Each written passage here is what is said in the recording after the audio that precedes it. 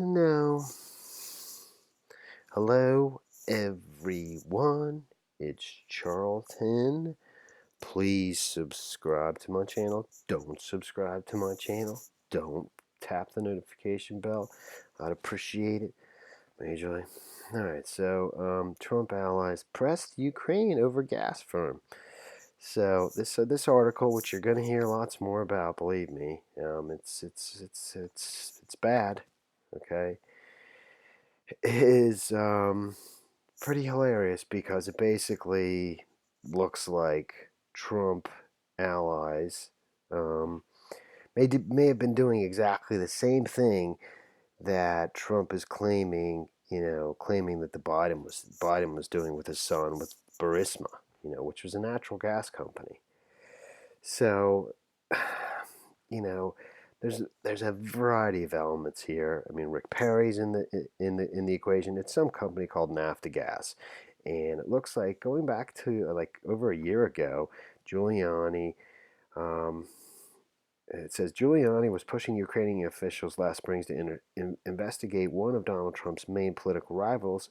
While he was doing that, a group of individuals with ties to the president and his personal lawyer were also active in the former Soviet Republic, but their aims weren't politics, they were profits. The circle of businessmen and Republican donors touted connections to Giuliani and Trump while trying to install new management at the top of Ukraine's massive state gas company, Naftogaz. So I think they were trying to. Rick Perry seemed like he was trying to basically fire the entire advisory board for Naftogaz and have it replaced with, you know, allies to the Trump administration, associates from Texas. I think a number of them from Texas, and also there was an effort to change the chief executive of Naftogaz, have him fired, and have him replaced by a different lower down executive in the company that they were, secretly meeting with or meeting with. I don't know if I would call it secretly, but whatever. And you know, um, they were doing this way back. Well, before Zelensky even became president, and actually, according to this article, that when he became president, that kind of screwed them up. They had been working with officials that were part of the Poroshenko administration, the previous president in Ukraine. So, I mean, that's kind of the long and short of it. And this thing is so long that I don't want to go into too much detail. But who are the businessmen, the associates of the Trump administration, who are Republican donors? No doubt. Okay, the three names that come up are Lev Parnov, Igor Fruman, and those two are both Soviet-born Florida real estate entrepreneurs. So they're emigres from the Soviet Union, and and an oil magnate from Boca Raton, Florida, named Harry Sargent. So Parnas. Did I say Parnas? Parnas and Fruman. They made hundreds of thousands of dollars in political donations to Republicans, including $325,000 to the Trump-allied Political Action Committee in 2018. This helped the relatively unknown entrepreneurs gain access to top levels of the Republican Party, including meeting with Trump at the White House in Mar-a-Lago. The two have, and then it goes into all the various issues they've had, or some of the various issues they've had in their previous business life. Sargent, his wife, and corporate entities tied to the family have donated at least $1.2 million to the Republican campaign and PACs over the last 20 years, and $100,000 to Trump Victory Fund in June. So just to give you a little background there. So this seems like the most relevant or important part of the article here, and it just talks about how these three individuals met with somebody that they were eyeing to basically take over to be the new chief executive of Naftogaz. It says in early March, Fruman, Parnas, and Sargent were touting a plan to replace Naftogaz CEO Andrei Kovalyev with another senior executive at the company, Andrew Farvarov. Farvarov, according to two individuals who spoke to the AP, as well as a memorandum about the meeting that was later submitted to the U.S. Embassy in Kyiv. Two out of those three individuals, Parnas and Fruman, they already have an attorney representing them. I'm not sure, I guess it's in anticipation of what may be coming. I'm not real sure, but John Dowd is their attorney. He's a former Trump attorney, and you probably recognize him if you follow these things. I mean, this guy right here, I'm pretty sure he represented Trump early on in his administration in the Russia investigation. Trump has had a number of attorneys. He's changed on multiple occasions. I think he was one of the first guys, maybe the first. Anyways, but according to him, according through their attorney, he said it was actually that Naftogaz executives who approached his clients about making a deal, and he says they then met with Rick Perry to get the energy department on board. So that's here's two of the three individuals, the business persons referenced in the article, pictured in a Miami Herald article.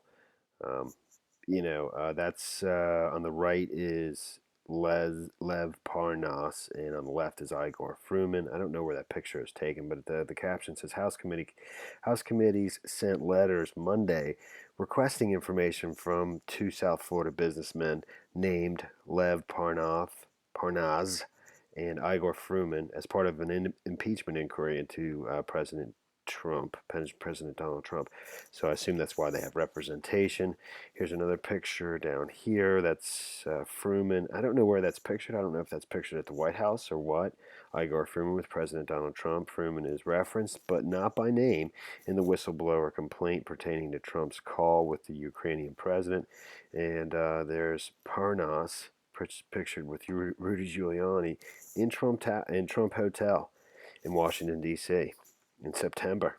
So Rudy Giuliani, President Trump's personal attorney, and Lev Parnas met at Trump Hotel in Washington in September. The two men have worked together to secure information from Ukraine they believe is damaging to Democrats.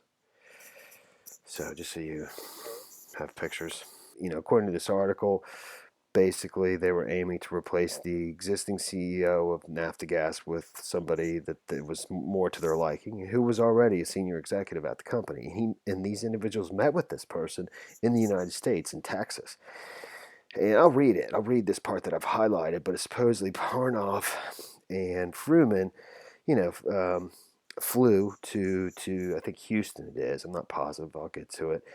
When this individual Varvanov was in the States and for some conference, attending some conference there, to pitch this idea to them, to basically, and I think the idea was be awarded future, lucrative contracts where they would supply natural gas to that state-run company, Naftogaz. That's how I understand it. Let's see what it says.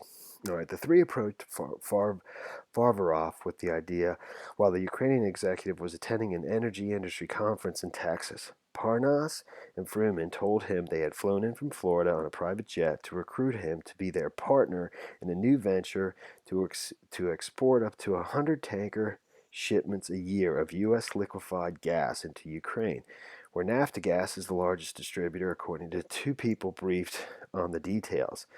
Sargent told Farvarov that he regularly meets with Trump at Mar-a-Lago and that the gas sale plan had the president's full support, according to two people who said Farvarov recounted the discussion to them. These conversations recounted to AP, the Associated Press. These conversations were recounted to AP by Dale W. Perry, no relation to Rick Perry, an American who is a former business partner of Farvarov. He told AP in an interview that Farvarov described the meeting to him soon after it happened, and that Farvarov perceived it to be a shakedown. Perry, who is no relation to the Energy Secretary, is the managing partner of Energy Resources of Ukraine, which currently has business agreements to import natural gas and electricity to Ukraine. A second person who spoke on a condition of anonymity Also confirmed that to AP that Farvaroff had recounted details of the Houston meeting to him. According to Dale Perry and the other person, Farvaroff said Parnas told him Trump planned to remove the U.S. ambassador Marie Yovanovitch and replace her with someone more open to aiding their business interests. Trump did remove her, whether or not it's what's exactly what's stated there. He did remove her, most definitely. Okay, before, I don't exactly know what date. Dale Perry told the AP he was so concerned about the efforts to change the management at Naftogaz and to get rid of Yovanovitch, the ambassador, the U.S. ambassador to Ukraine, that he reported what he had heard to Surya Jayanti. Surya Jayanti, a State Department Foreign Service officer stationed at the U.S. Embassy in Kiev, who focuses on the energy industry. And then I just stopped. I don't want to keep going on and on. I do wonder, though. I wonder if this right here, Surya, I have no idea, just wondering, Surya Jayanti, I'm wondering if that's not the second whistleblower. But I have no idea. But this is, I'm telling you, this is getting absolutely insane. And it goes on and on. It goes on to include other individuals. It gets more complex. But I'll be here all day trying to read through this. And we'll just take it piece by piece. I mean, basically, Rick Perry, for his part, it seems, was meeting with Zelensky, pressing for a new advisory board at Naftogaz. That's what this section basically goes into. I'll finish up with that and then end this video.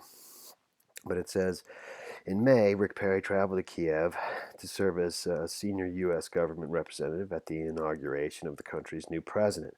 I guess that was in place of both the president and the vice president. I think that they had hoped, for one of those two. But Perry went in their absence, I suppose. In a private meeting with Zelensky, Perry pressed the Ukrainian president to fire members of the Naftogaz Advisory Board. Attendees left the meeting with the impression that Perry wanted to replace the American representative, Amos Hochstein, a former diplomat and energy representative who served in the Obama administration, with someone reputable in Republican circles, according to someone who was in the room. A second meeting during the trip at a Kiev hotel, including Ukrainian officials and energy sector people. There, Perry made clear that the Trump administration wanted to see the entire Naftogaz supervisory board replaced, according to a person who attended both meetings. Perry again referenced the list of advisors that he had given Zelensky, and it was widely interpreted that he wanted Robert Blizer, a Ukrainian-American businessman from Texas, to join the newly formed board, the person said. Also on the list was Robert Bench, another Texan who frequently works in Ukraine, the Energy Department confirmed.